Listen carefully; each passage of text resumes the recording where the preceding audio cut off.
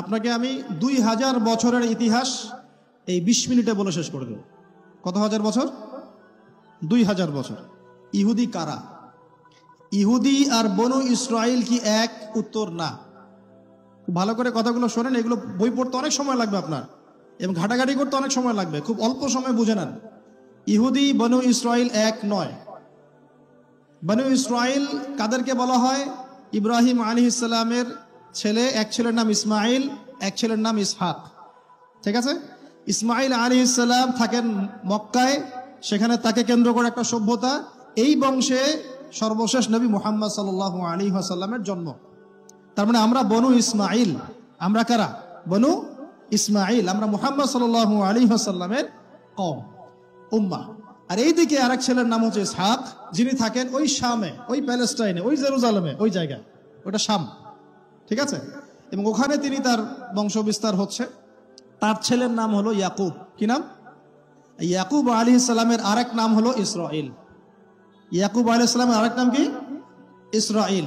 এবং তার সন্তানদেরকে বলা হয় বনু ইসরাইল। তার সন্তান অনেক। এই সন্তানদের মধ্যে একজনের নাম ইউসুফ। ঠিক আছে? তারপরে আসছে পরে ইউনুস। এই বনু ইসরাইলের মধ্যেই দাউদ, মূসা, সুলাইমান, ঈসা ইবনে মারিয়াম। বলা হয় 1,24,000 নবী রাসূলের মধ্যে বেশিরভাগই এখানে এসেছে। তাহলে বনু ইসরাইল বলা হচ্ছে এই কওমটাকে। তা ওদের নাম বনু ইসরাইল থেকে ইহুদি হলো কখন? যখন তারা ঈসা আলাইহিস সালামকে স্বীকার করলো না তখন। ঈসা আলাইহিস সালাম কি তাদের মধ্যে আসেন নাই? সেই ঈসা আলাইহিস সালামকে যখন তারা অস্বীকার করলো, তখন তাদের নাম আল্লাহ পাক এই বনু ইসরাইল থেকে পরিবর্তন করে হাদু দিয়েছেন কোরআনে।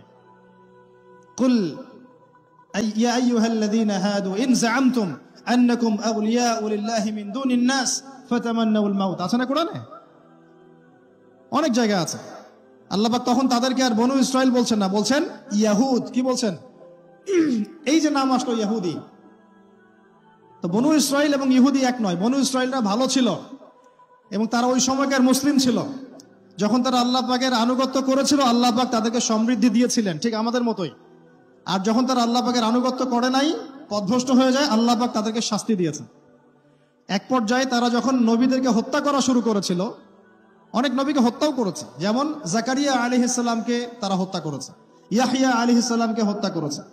সূরা ইয়াসিন পড়ে দেখেন, ওখানে একই দিনে 3 জন নবীকে হত্যা করা হয়েছে। পড়ে দেখেন। তো মূল কথা হচ্ছে নাম চেঞ্জ হলো কখন? যখন তারা সত্য থেকে পথভ্রষ্ট হয়ে গেল, ঈসা আলাইহিস সালামকে তারা অস্বীকার করলো, তখন আর বনু ইসরাইল নয়, ইয়াহুদ। এখন তাদের মধ্যে একজন অন্যতম নবী ছিলেন দাউদ আলাইহিস সালাম। কি নাম? বলেন নাম, মুখস্থ করেন। তাদের নাম কি? আচ্ছা, দাউদ আলাইহিস সালাম ছোট, তখন 14-15 বছর বয়স হবে। আল্লাহ পাক মূসা আলাইহিস সালামকে বলেছিলেন, তুমি তোমার সম্প্রদায়কে নিয়ে এই জেরুজালেমে যুদ্ধ করবে। কাকে বলেছেন? মূসা আলাইহিস সালামকে। তুমি মূসা আলাইহিস সালাম তোমার সম্প্রদায়কে নিয়ে এই জেরুজালেমে গিয়ে যুদ্ধ করো। ওখানে আমালেকা নামে একটা সম্প্রদায় আছে, এরা খুবই শক্তিশালী। তবে তোমরা যদি ইমানদার হও, তোমরা এর উপর বিজয় লাভ করবে। এর আগ পর্যন্ত এরা কিন্তু ওখানে ঢুকতে পারে নাই। কথা বুঝতে পারছেন? আল্লাহ পাক শর্ত দিলেন, যদি যুদ্ধ করে জয় করতে পারো, তাহলে তোমাদের এই জায়গাটা তোমাদের। তো মূসা আলাইহিস সালাম বললেন তার কওমকে, চলো যুদ্ধ করি। তো মূসা আলাইহিস সালামের কওম বলছে, ইযহাব আনতা ওয়া রাব্বুকা ফাকাতিলা ওয়া ইন্না হাহুনা কাঈদুন। এই মূসা, তুমি যাও আর তোমার রব গিয়ে যুদ্ধ করো, আমরা এখানে বসে থাকলাম। কথা কি বুঝতে পারেন নাই? মানে এরা কোন কওম? ওই যে ফেরাউনকে ডুবে মরতে দেখেও বিশ্বাস করে না, বাছুর পূজা শুরু করে। আল্লাহ পাক একটার পর একটা নিদর্শন দেখান, তাও অস্বীকার করে। তাওরাত নিতে গিয়েছেন মূসা আলাইহিস সালাম, এসে দেখেন তারা বাছুর পূজা শুরু করেছে। মান্না সালোয়া আল্লাহ দিচ্ছেন, তাও অস্বীকার করে। মৃত থেকে জীবিত করেন, তাও অস্বীকার করে। শেষমেশ বলে বসলো যে, ইয়া মূসা লান নুমিনা লাকা হাত্তা নারাল্লাহ জাহরা। হে মূসা, আমরা তোমার প্রতি বিশ্বাস করব না যতক্ষণ না আল্লাহকে সামনে দেখাচ্ছ আমাদের চোখ দিয়ে। এটা সেই জাত যে নবীদেরকে এত কষ্ট দিয়েছে। মূসা আলাইহিস সালাম যখন বললেন চলো, আল্লাহ পাক যুদ্ধের কথা বলেছেন, ওটা যুদ্ধ করে জয় করতে পারলে আমাদের হয়ে যাবে। তো বলছে ওখানে আমালেকা সম্প্রদায় আছে এত বড় শক্তিশালী, তুমি যাও, তোমার রব গিয়ে যুদ্ধ করো, আমরা এখানে বসে আছি। আর আমাদের নবী মুহাম্মদ সাল্লাল্লাহু আলাইহি ওয়াসাল্লাম যখন বদরের মাঠে 313 জনকে নিয়ে পরামর্শ করছেন কি করব, যুদ্ধ করব কি না, তখন আমাদের মুসলিম সেনা বাহিনীর মধ্যে যে সাহাবীরা ছিলেন, সাদ বিন মুয়াজ রাদিয়াল্লাহু আনহু, তিনি বলছিলেন, ইয়া রাসূলুল্লাহ সাল্লাল্লাহু আলাইহি ওয়াসাল্লাম, আপনি আমাদেরকে নিয়ে বদরের মাঠ কেন, যদি উত্তাল সাগরেও ঝাঁপ দিতে চান আমরা সেখানেও ঝাঁপ দিব ইনশাআল্লাহ। কত পার্থক্য, তাই না?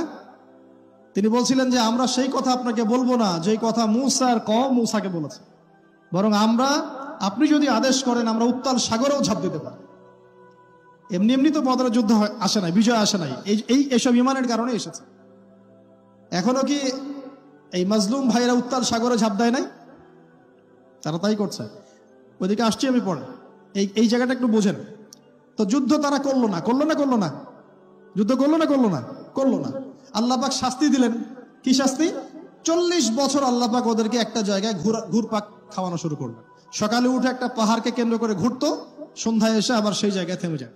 এটাকে বলা হয় তিহ উপত্যকার 40 বছরের শাস্তি।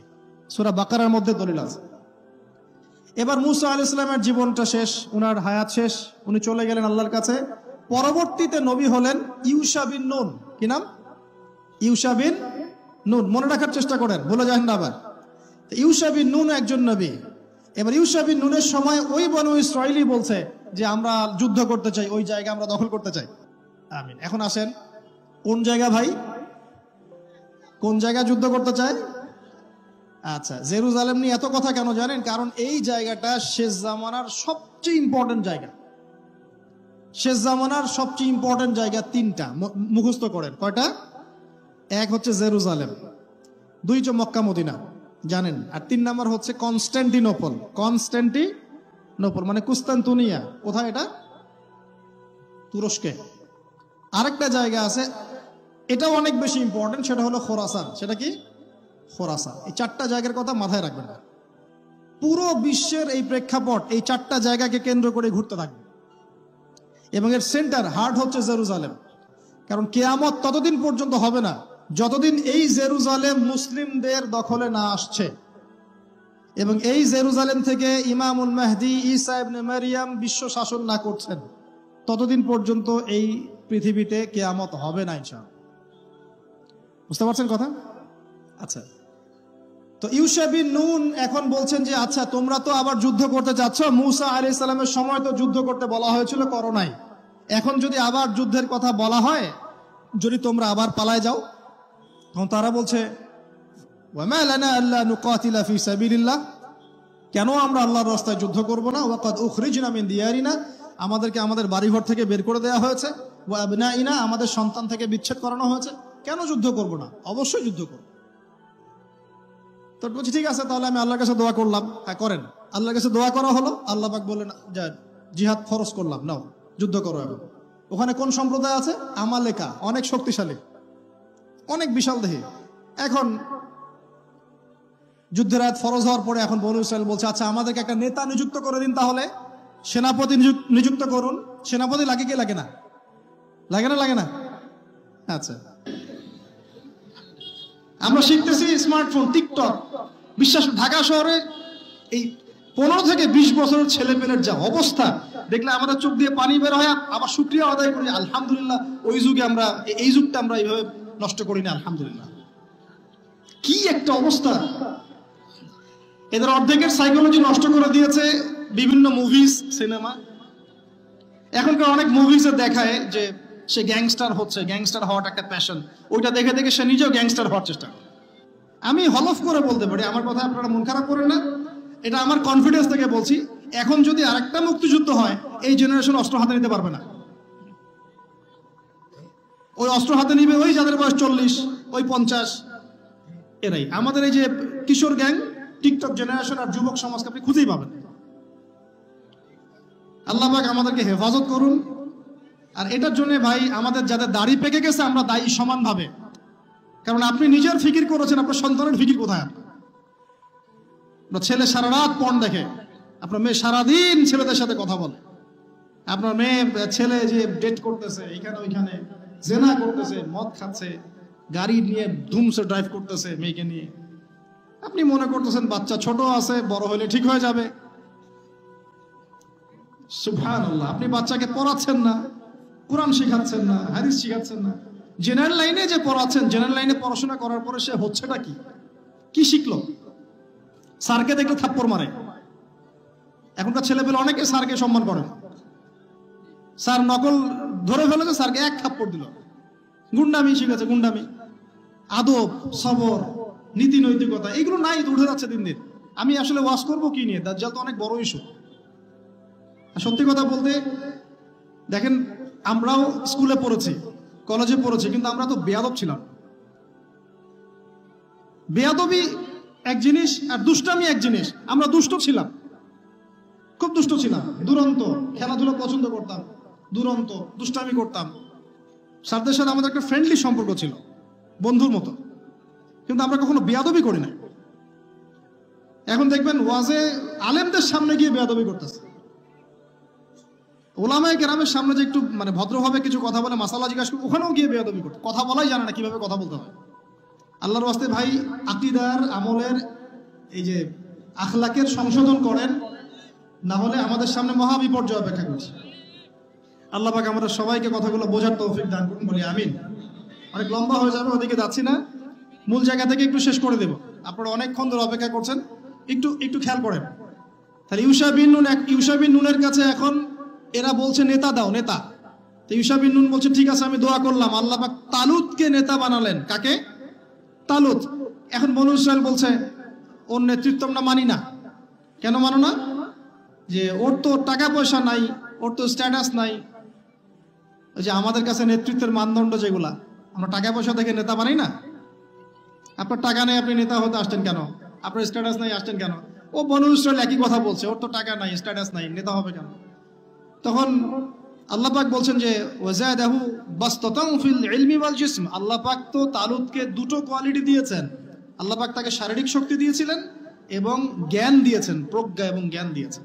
তার নেতৃত্বের মানদণ্ড কয়টা এখানে পেলেন? দুটা। শারীরিক শক্তি থাকতে হবে ঠিকঠাক, ফিজিক্যালি স্ট্রং না হলে তো সে ডিল করতে পারবে না। আর মেধা থাকতে হবে, জ্ঞান। তা আসলে কি এই দুইটা এখন নেতৃত্বের মানদণ্ড? সুবহানাল্লাহ।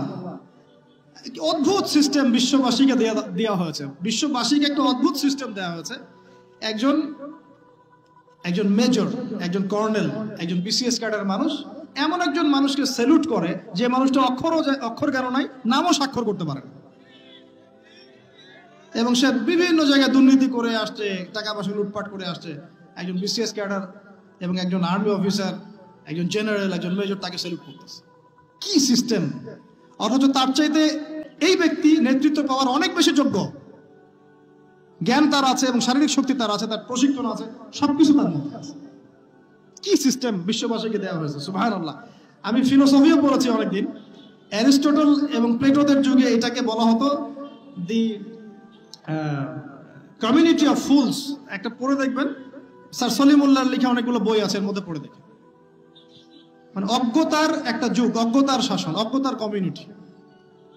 বাদ দেন, এখানে ইউশা বিন নুন নেতৃত্ব দিলেন কাকে? তালুতকে। ওরা বললো মানি না। তো আল্লাহ পাক মনোনয়ন করেছেন, এখন না মানলে তোমরা আযাব ভোগ করবা। তারপরে তারা মেনে নিল, এবার যুদ্ধে যাচ্ছে। ওই জেরুজালেম মুক্ত করতে যাচ্ছে। যেই জেরুজালেম এখন তারা মুক্ত করতে চাচ্ছে, ওই জেরুজালেম তালুতের বাহিনী মুক্ত করতে যাচ্ছে। বলেন তো, তালুত এবং বনু ইসরাইল তখন ভালো না খারাপ? ভালো না খারাপ? তারা কি মুসলিম না মুসলিম? তারা তখন মুসলিম না মুসলিম? মুসলিম। তারা তখন ইউশা বিন নুনের উম্মত, তার আগে ছিল মুসা আলাইহিস সালামের উম্মত। এবার তালুত বললেন যে আল্লাহ পাক তোমাদেরকে পরীক্ষা করবেন, সামনে নদী আছে, এই নদীর পানি পান করতে পারবে না। যদি পান করো তাহলে তোমাদের নাম কাটা, তোমরা আর যুদ্ধে অংশগ্রহণ করতে পারবে না। ফামান শারিবা ফালাইসা মিন্নি। যে ব্যক্তি এখান থেকে পানি পান করবে সে আমার অন্তর্ভুক্ত না। ওয়ামান লাম ইয়াতআমহু ফাইন্নাহু মিন্নি। যে ব্যক্তি এখান থেকে পানি পান করবে না সে আমার সাথে যুদ্ধে যেতে পারবে। ইল্লা বিগুরফাতিন বিয়াদি। মানে এক অঞ্জলি পানি শুধু পানি পান করতে পারবে, এক অঞ্জলি পানি, এতটুকু, এর বেশি না। ফাশারিবু ইল্লা কলিলাম মিনহুম। আল্লাহ পাক বলেন ওদের বেশিরভাগই পানি পান করলো, অল্প কিছু বাদ দিয়ে। অল্প কিছু সংখ্যা তাফসীরে এসেছে 313 জন বাদ দিয়ে। 313 জন বাদ দিয়ে। 313 যে বদরে, এখানেও। এবার এই 313 জনকে নিয়ে তালুত এগিয়ে গেল।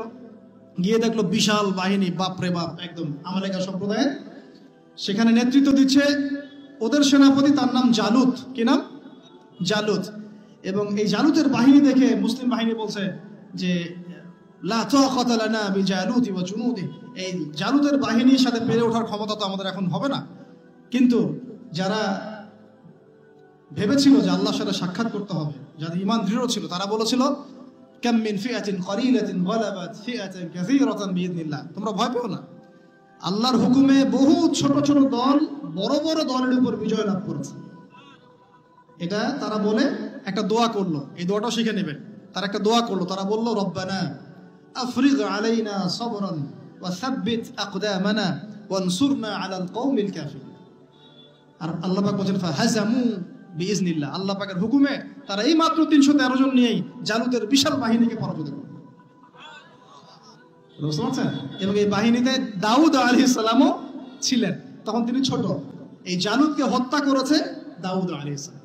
হ্যাঁ, ওয়াকাতালা দাউদ জালুত, দাউদ আলাইহিস সালাম জালুতকে হত্যা করলেন। কিভাবে হত্যা করলেন সেটা আসছে যে এই গুলতি নিক্ষেপ করেছিল দাউদ আলাইহিস সালাম, আর তার চোখে গিয়ে লাগে জালুতের, এতেই জালুত মারা যায়।